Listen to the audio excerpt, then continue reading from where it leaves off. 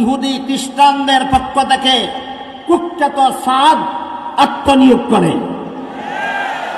এই সাদ স্বঘোষিত পদ্ধতিতে নিজেকে তবলিগি জামাতের আমির বলে ঘোষণা দেয়, আর ইসলামের বিরুদ্ধে, মুসলমানের বিরুদ্ধে, কোরআন হাদিসের বিরুদ্ধে, ওলি আউলিয়াগণের বিরুদ্ধে, নবী রাসূলগণের বিরুদ্ধে, এমনকি স্বয়ং আল্লাহর বিরুদ্ধে কুরুচিপূর্ণ বক্তব্য এবং কুফরি বক্তব্য সমূহ প্রদান করতে থাকে, যে কারণে সারা বিশ্বের তাবলিগি জামাতের মূল ধারা এই সাদ এবং সাদের কুখ্যাত অনুসারীদেরকে তাবলিগি জামাতে অবাঞ্ছিত ঘোষণা করেছেন।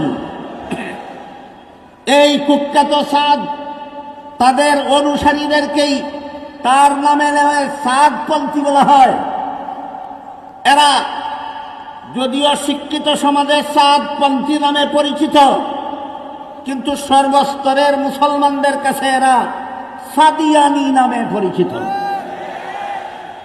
এই সাদিয়ানি গ্রুপ, সাদের অনুসারী সাদিয়ানি গ্রুপ ইহুদি খ্রিস্টানের এজেন্ডা বাস্তবায়ন কল্পে তবলিগের মূল ধারায় বিচ্ছিন্নতা সৃষ্টি করেছে।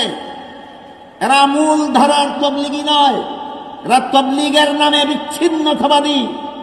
যেমনভাবে কাদিয়ানীদের ইসলামের নামে কর্মকাণ্ড চালাবার কোনো অধিকার নয়, ঠিক তেমনি ভাবে সাদিয়ানীদের তবলিগের নামে কোনো কর্মকাণ্ড চালাবার অধিকার নয়।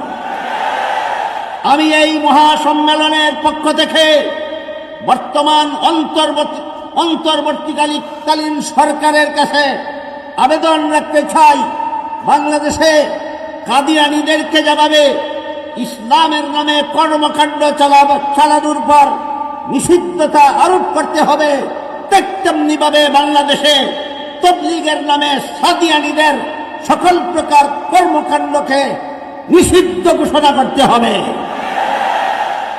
কাদিয়ানী বাংলাদেশে অবাঞ্ছিত, কাদিয়ানী গ্রুপ বাংলাদেশে অবাঞ্ছিত, সাদিয়ানী বাংলাদেশে অবাঞ্ছিত, সাদিয়ানী গ্রুপ বাংলাদেশে অবাঞ্ছিত, অবাঞ্ছিত, অবাঞ্ছিত।